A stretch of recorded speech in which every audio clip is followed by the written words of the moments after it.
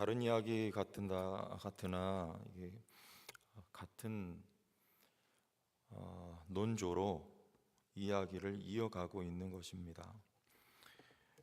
성전이 무너지는 이야기, 그리고 말세의 재난이 이 땅에 또 심판이 임하는 그런 이야기들이 쭉 지금 13장부터 다시 시작이 되는데, 결국에는 우리가 앞서서 보았던 12장의 서기관들의 이야기를 보면 39절 말씀에 회당의 높은 자리, 잔치의 윗자리를 원하는 서기관들을 삼가라. 높은 자리를 말하고 또 윗자리를 언급을 하고 있습니다. 우리 주님이 가르쳐 주셨던 자리는 높은 자리가 아니고 낮은 자리죠. 그리고 윗자리가 아니고 아랫자리, 또는 누가복음 말씀에 의하면 끝자리입니다. 제자들 중에 누가 크냐는 다툼이 있었을 때 누가 크다고 하십니까? 가장 작은 자가 큰 자라고 주님은 말씀하셨어요. 그러니까 한마디로 우리 그리스도인들은 누구이며, 그리스도인들은 또 어떤 가치를 추구하며 살아가야 하며, 이 땅에서 살아가는 삶의 모습은 어떠해야 하는가를 지금 계속해서 가르쳐 주시려고 하시는 것이죠. 오늘 말씀은 그러면 도대체 무슨 관계가 있는가? 여러분들, 높은 자리, 윗자리, 그러면은 누가 좋아하는 자리입니까? 누가 가르쳐 주는 자리일까요? 사탄적이잖아요. 마귀가 스스로 높아진 자요, 하나님을 대적한 자입니다.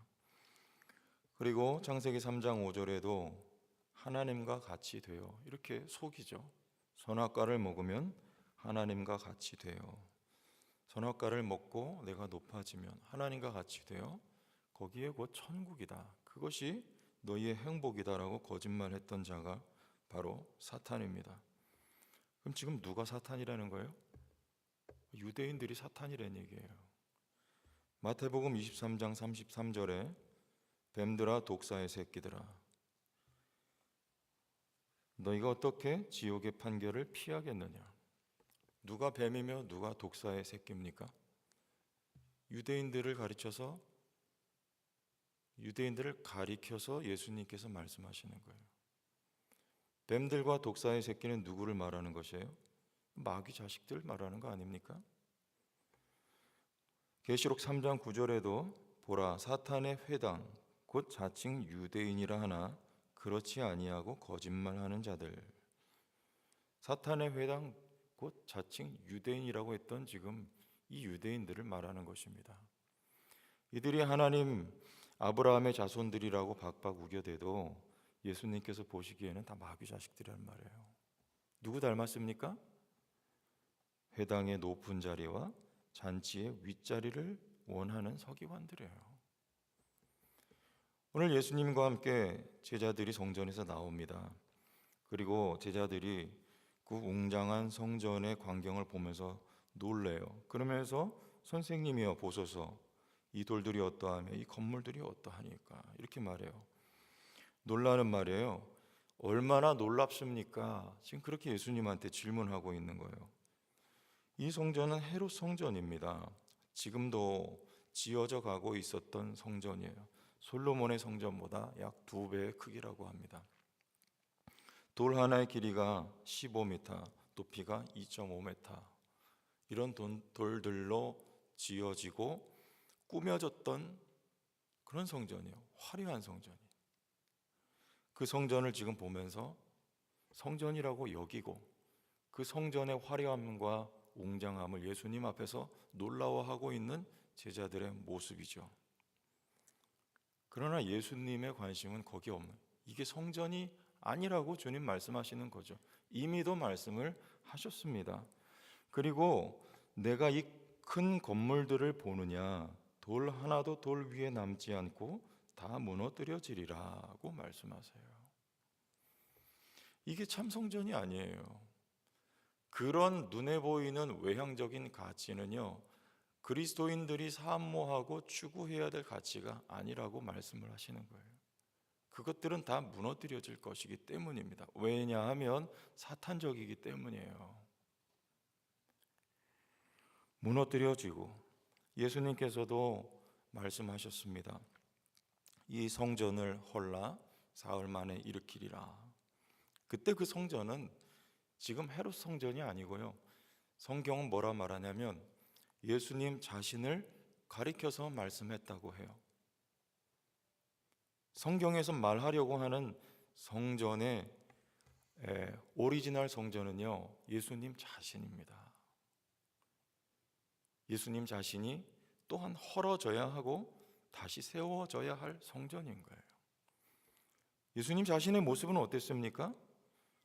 헤롯 성전은 참 화려했어요. 멋있었습니다. 근데 예수님 자신은요, 누추한 거예요. 그리고 초라한 것입니다. 그리고 작은 것입니다. 예수님 자신이 겨자씨예요.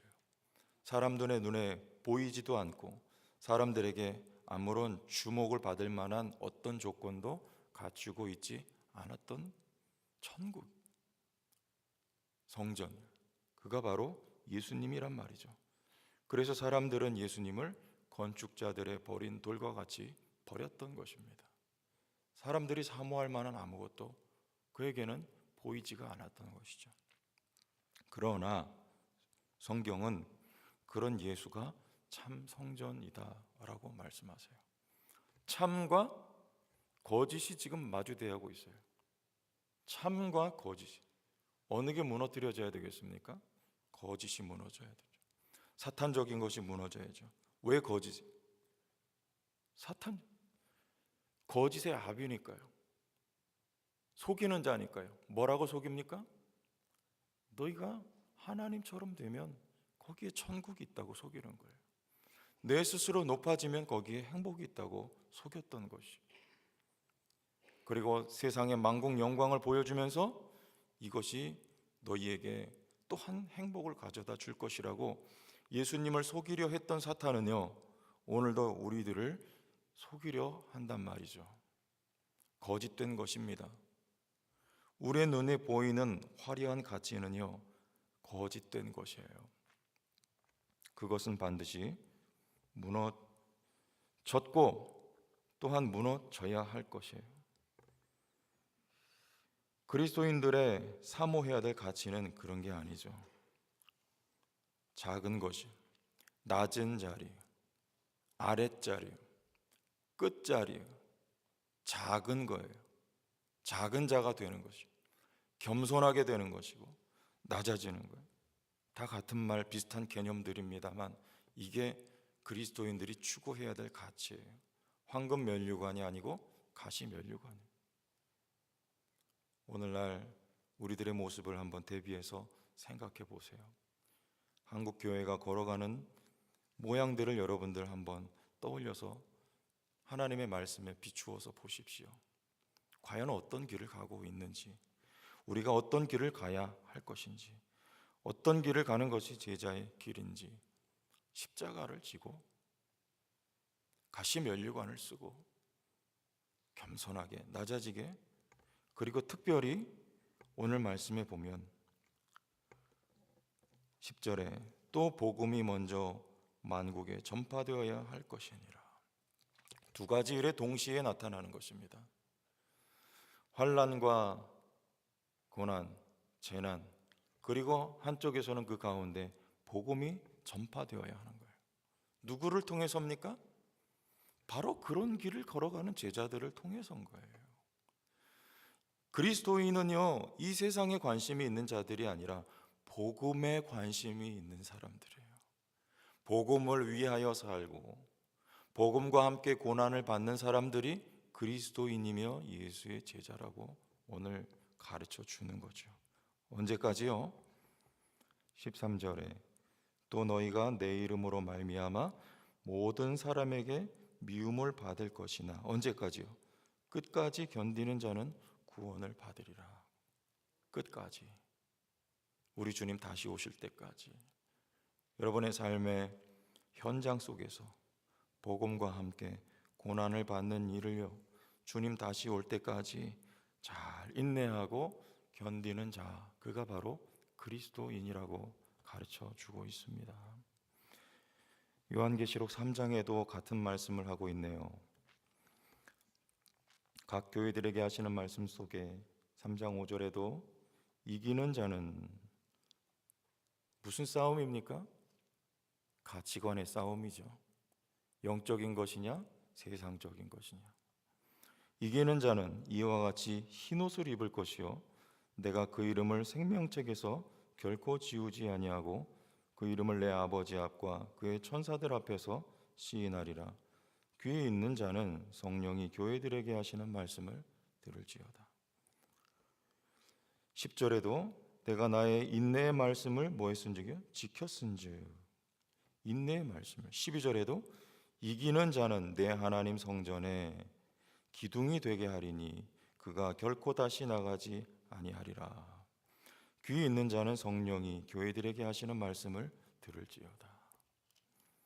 누가요? 성령이 교회들에게 하시는 말씀. 이기는 자들이요. 끝까지 견디는 자요. 그런 여러분들이 되시기를 바랍니다. 누구와 함께요? 어떻게 견딜 수 있어요? 오늘 본문의 11절에도 사람들이 너희를 끌어다가 넘겨줄 때 무슨 말을 할까 미리 염려하지 말고 무엇이든지 그때 너희에게 주시는 그 말을 하라. 말하는 이는 너희가 아니요 성령이시니라. 어떻게 살아가야 하겠습니까? 이 환난의 때, 이 종말의 때, 지금이 말세의 종말이죠. 어떻게 해요? 성령으로 말미암아 성령이 주시는 지혜와 말로 끝까지 견디는 자는 구원을 받으리라. 어떻게 끝까지 견딜 수 있느냐 말이죠. 여러분 안에 살아계셔서 오늘도 우리에게 말씀하시고 우리를 인도에 이끌어 가시는 성령으로 말미암아 우리는 끝까지 견디고 인내할 수 있고 성령의 열매를 맺어갈 수 있게 되는 거예요. 그게 참 성전입니다. 너희가 하나님의 성전인 것과 하나님의 성령이 너희 안에 거하시는 것을 알지 못하느냐. 세상에 보이는 화려한 것은 성전이 아니었어요. 누추하신 예수님 자신이 헐려지고 다시 세워짐으로 이 땅에 수많은 성전들이 일어나게 되었고 오늘 이 자리에 이 아침에 나오신 여러분들이 성령이 함께 하시는 참되고 진실된 성전이 되었단 말이죠. 우리 주님은 그것을 오늘도 세워가기를 원하시는 것입니다.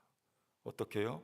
고난 많고 혼란이 많은 이 세상에 만국의 복음이 전파되게 하시되 이 자리에 앉아 계신 여러분들 성도 교회를 통해서 복음이 전파되고 또한 성전들이 많이 일으켜지도록 하나님의 마음, 하나님의 소원이 바로 그것임을 우리가 알 때 우리는 오늘도 우리의 삶에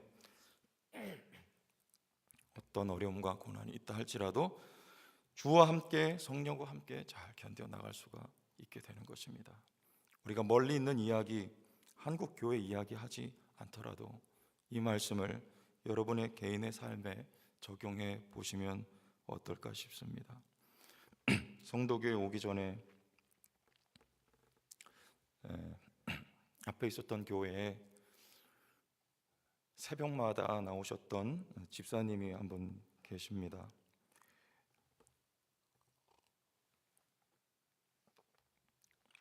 그때 담임 목사님이 안 계셨기 때문에 제가 날마다 새벽 예배를 인도했는데 그 집사님, 저희 교회 집사님은 아니었지만 타 교회 교인이었는데 새벽마다 나와서 거의 안 빠져요.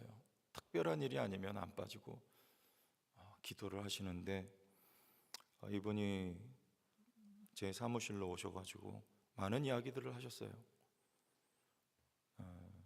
한때는 반포죠. 서울에 있는 반포라는 곳 아시죠? 거기에 반포에 이름이 생각이 안 나는데 그 부자들만 모여 사는 아파트예요. 풍자로 시작하는 아파트인데 본인이 남편이 사업이 잘 돼가지고 그 아파트에서 살았고 아들이 하나 있는데 또 이 아들이 서울대 수의학과 다니고 잘 돼가지고 지금은 뭐 하지만은 그 사업이 쫄딱 망했어요. 잘 나갈 때는 그렇게 하나님 말씀 안 듣고 교회에서 제자 훈련 받으라 그래도 이리저리 피해 다니고 직분 하나 주려고 그래도 연세가 60이 넘었는데도 권사님이 아닙니다. 왜냐하면 피해 다녔기 때문에 그래요. 그런데 가산 다 탕진하고 이제는 단칸방, 남편도 빚 때문에 도망가고 어디 있는지도 몰라요. 아마 미국인지 어디로 그 빚 때문에 도망가서 산다고 그렇게 이야기를 하더라고요.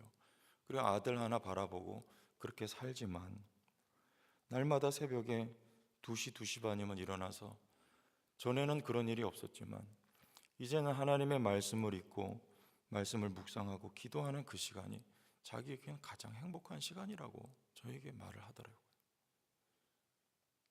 그때 돈 많고 좋은 차 타고 호의호식하면서 부러울 것 없이 살았을 때 그때보다요 아무것도 없지만은 지금이 곧 천국이고 지금이 가장 행복합니다. 남편도 없고 아들 하나 있는 거 그거 하나 잘 되길 바라면서 살지만 말이죠. 그렇게 말해요. 이전 것은요 세상이 바라볼 때 화려해 보이고 흠모할 만한 것들은요 그리스도인들이라면 하나님이 그것을 다 무너뜨리셔요. 제거하십니다. 그 과정이 힘들고 어렵지만 그러나 그런 과정들을 통해서 비로소 하나님이 우리를 참된 성전을 만들어 주신다는 거예요.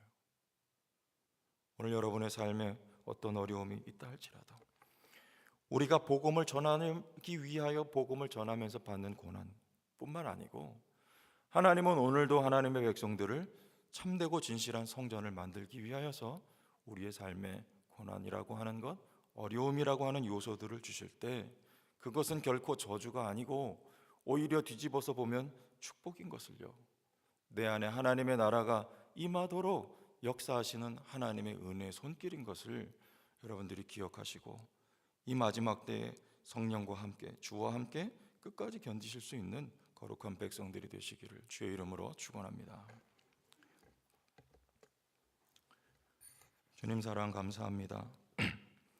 우리를 그리스도인 만들어 주시고 성령으로 함께 하시고 오늘도 동행하시는 하나님의 발걸음, 우리를 다스리시는 하나님의 손길로 우리 또한 그리스도와 같이 아름답고 보배로운 성전으로 만들어 주셨고 오늘도 만들고 계신 하나님의 손길을 의식하면서 하나님 내 심령의 천국이 내 입술에 찬송이 흘러넘치는 오늘도 복된 하루가 되게 붙들어 주시옵소서.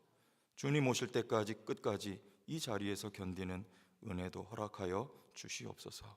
예수님 이름으로 기도합니다.